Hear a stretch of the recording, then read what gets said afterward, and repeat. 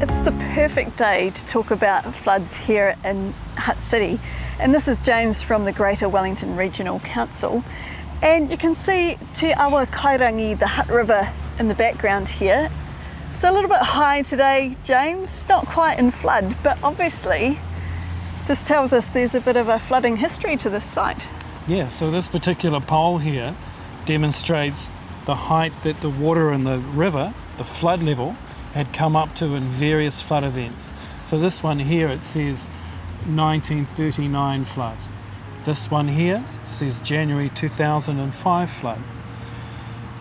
And this one here is the 27th and the 28th of October in 1998. So you can see some of the floods are from a long time ago and some of the floods are from quite recently in river terms. Yeah. Yeah, well, it certainly wouldn't want to be standing here if the Awa was in flood. We can see the height of the stop bank that's protecting the buildings back there. But this is a river that floods. But river flooding's not the only type of flooding we get here in Aotearoa. No. So very, very good of you to point out there are different types of flooding. There is river flooding that we're looking at right here. There's also stormwater flooding, which occurs on the city streets and in urban areas.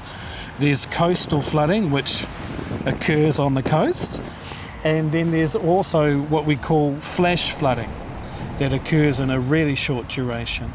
So the river flooding, we can talk about flood levels and how high the water gets and how we protect the communities from flooding with our stop banks. Stormwater is about rain falling on the ground in the local vicinity inside your urban area or in your city or town. Coastal flooding occurs on the coastline and it's made up of a whole bunch of different components or pieces that come together to form the flooding. The first one is waves. There's always waves on the coastline. The second one is wind pushing those waves into the coast. And the third one has to do with the atmosphere. So when it's raining, the atmospheric pressure is low, and what that actually means is that the water will come up along the coastline, and that coastal inundation is a very hot topic due to the fact that the sea level will rise from climate change. Right, so we could possibly expect more of those kind of events in the future. And some areas like this one are obviously more flood prone than others.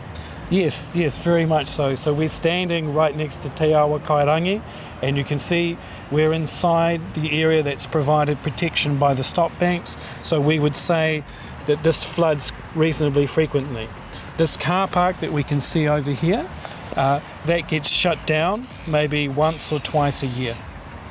Right, so really important that we know the history of an area to know whether it's flood prone, and then we can map the areas that are more at risk, I guess. Exactly right, yeah.